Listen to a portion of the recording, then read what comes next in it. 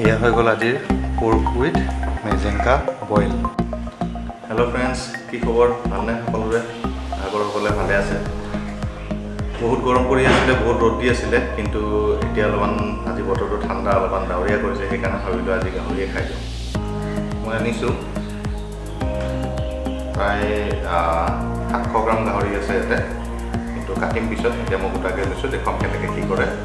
আজি গাহৰিখিনি মই বনাম মেজেংকা লগত। আপোনালোকে জানেনে মেজেংকা কি হয়? আমাৰ আহোমসকল বা আপাৰ আছামৰ বহুতে জানে, উজনি অসমৰ বহুতে জানে যে মেজেংকা এবিধ ঔষধি গুণ থকা গছ হয়। তো সেয়াৰে গাহৰি বনালে খুব ধুনীয়া লাগে খাই।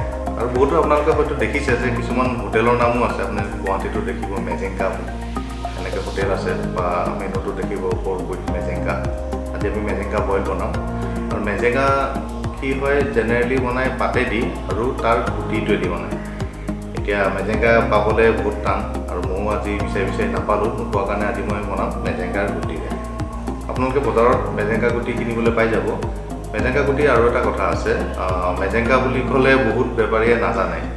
তেওঁলোকে বেচে, কিন্তু তেওঁলোকে নিজে নাজানে যে এইটো মেজেংকা বুলি কয়।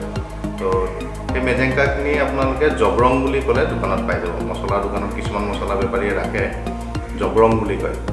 আপোনালোকক মই দেখাই দিওঁ কেনেকুৱা হয়।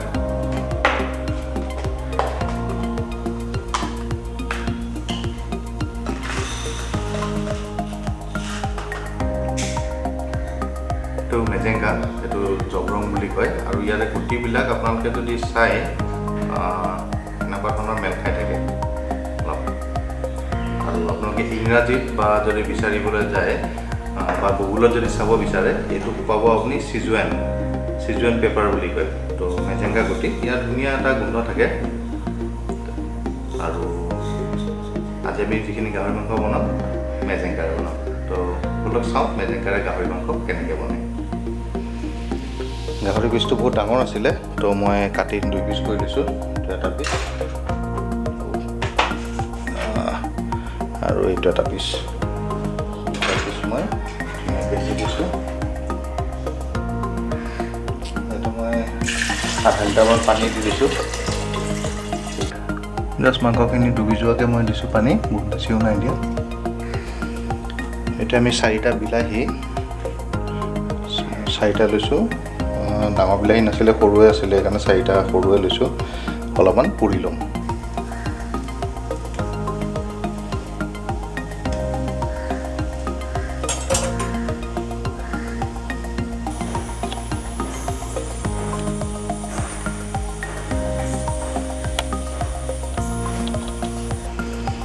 আমাৰ বিলাহীখিনি পূৰা হৈ গৈছে। বিলাহী পূৰা হোৱাৰ পিছত আমি এই পূৰা বাকলিবিলাক অলপ অলপ এনেকৈ গুচাই দিম। তাৰপিছত এইখিনি ধুনীয়াকৈ পিচি ল'ম। মিক্সিত দি ধুনীয়াকৈ পিচি দিম, এটা গ্ৰেভি হৈ যাব। বিলাহীখিনি বাকলি গুচোৱা হৈ গৈছে। এতিয়া এইখিনিক আমি পিচি ল'ম। 12টামান শুকান জলকীয়া লৈছোঁ, আৰু এইখিনি আমি গৰম পানী দি তিয়াই থৈ দিম। কেৰাহী গৰম হৈছে, আমি মেজেংকাখিনি ভাজি ল'ম। বেছি নিদিওঁ, আমি ইমানমান দিম।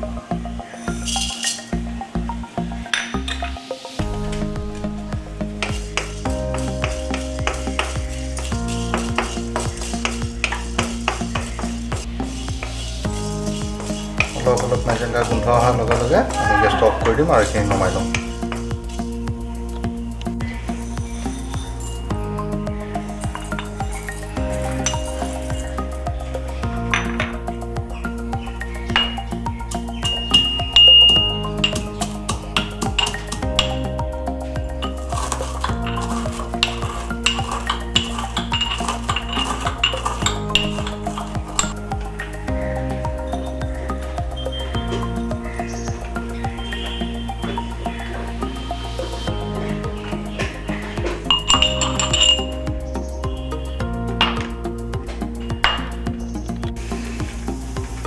এতিয়া আমি তিয়াই থোৱা জলকীয়াখিনিও খুন্দি ল'ম।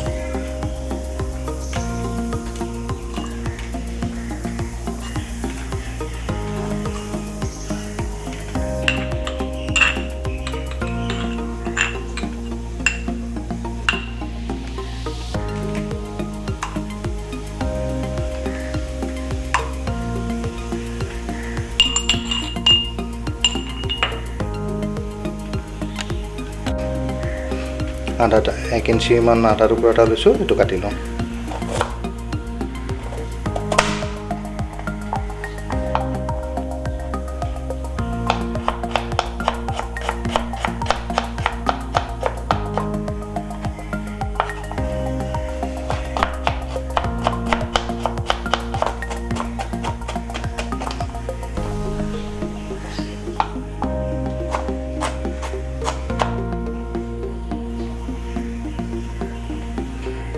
এতিয়া আমি বইল কৰি থোৱা গাহৰিখিনি কাটি ল'ম।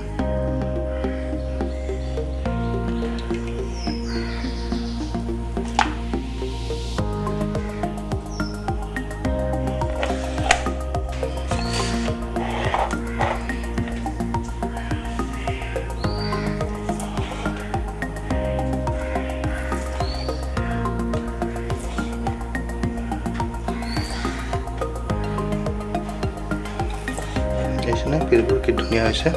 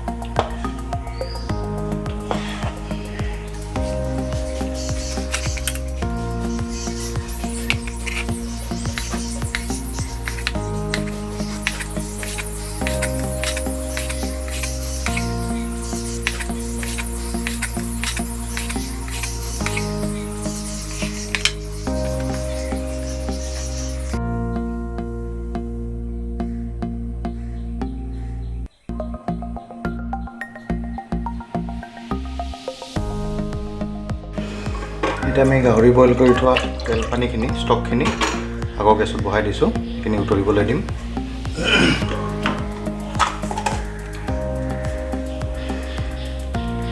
ইয়াত আমি সোৱাদ অনুসৰি নিমখ দিম, মই 1.5 চামুচমান দিছোঁ, 1.5 চামুচকৈ অলপমান কমটি। পিচি থোৱা বিলাহীখিনি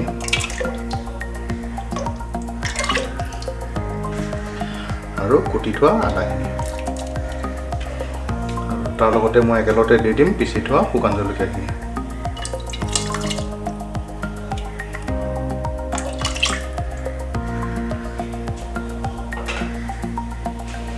আৰু এইখিনি ফুল ষ্টিমত মই উতলিবলৈ দিম।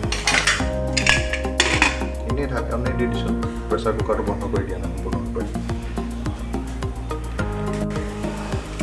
10 মিনিটমান পিছত খুলিছোঁ।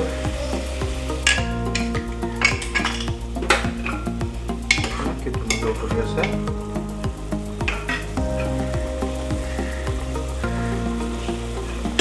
এতিয়া ইয়াতে দি দিম আমি পিচ কৰি থোৱা গাহৰিখিনি।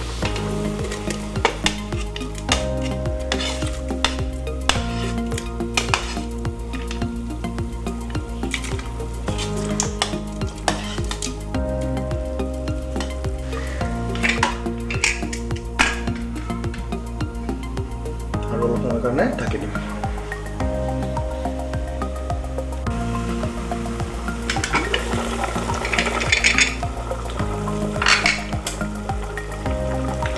ইয়াতে আমি দি দিম পিচি থোৱা মেজেংগাখিনি।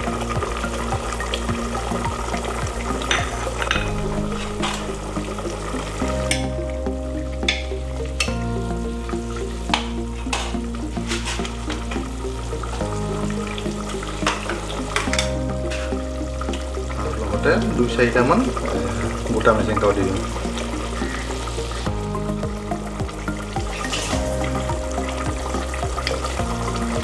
অলপ জ্বলা হ'বৰ কাৰণে 2টা কেঁচা জলকীয়া ডাঙৰ চাই দিছোঁ, খালি দিছোঁ।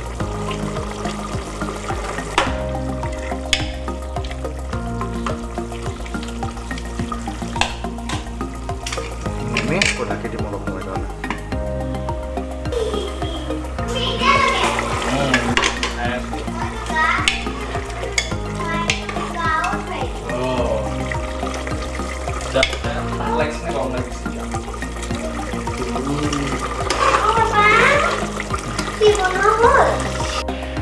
এয়া হৈ গ'ল আজিৰ পৰ্ক উইথ মেজেংকা বইল। ইয়াত আমি কোনো তেল দিয়া নাই, কাৰণ গাহৰি তেলে দেখিছে কি ধুনীয়াকৈ আহি আছে, ধুনীয়া গোন্ধ ওলাইছে, গোটেই মোৰ কিটচেন মলমলাই গৈছে।